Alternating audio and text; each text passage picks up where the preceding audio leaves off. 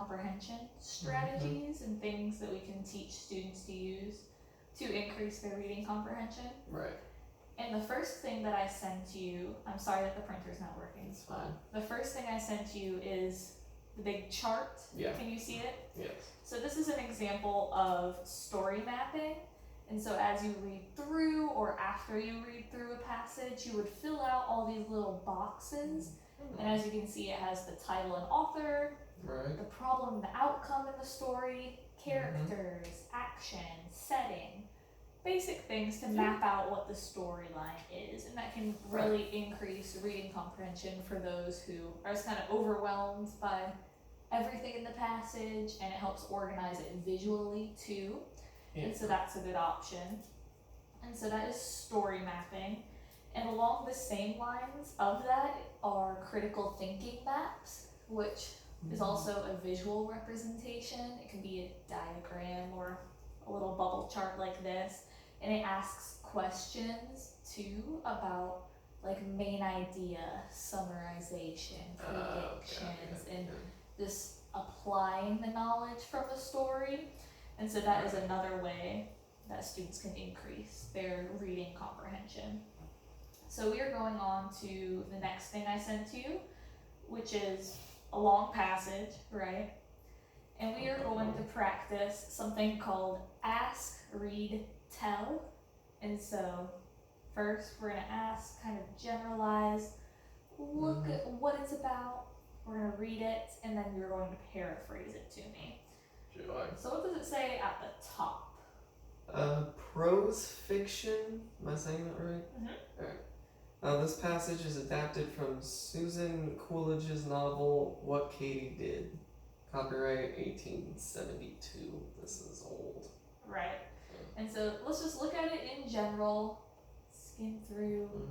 We know that it's going to be maybe a little older English. What else do we know? Just from skimming through, two of the characters are Clover and Elsie Carr. Okay, yeah. So let's ask a general question, like what do you think is going to happen? Or do you have no idea? Not sure. What about that title? From the novel, What Katie Did. I'm assuming Katie is either gonna do something or has done something, and it's gonna go off of that. Right. Okay, cool. Let's read just the first 2-3 paragraphs. You can read it in your head if you'd like. Alright.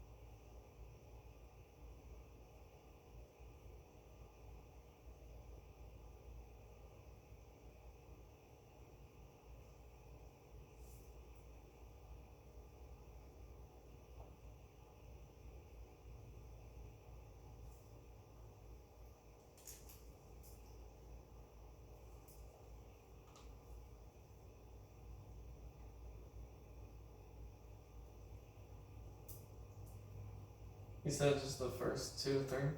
Yeah. Yeah, okay. I did the first 3. Awesome. Now tell me, or paraphrase, what you just read. Okay. So basically, there's these 2 girls, Clover and Elsie, we already said that.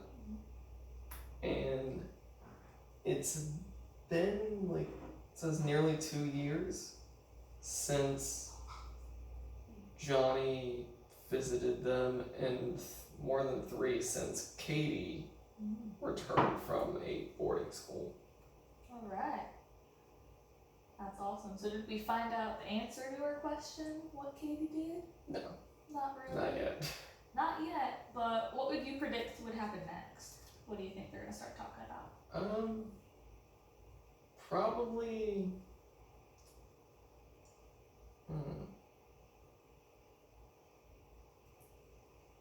I think eventually they're gonna be like, what happened to Katie? Why haven't we heard from her in like 3 years? Right. We'll find out why she was gone Yeah. and stuff.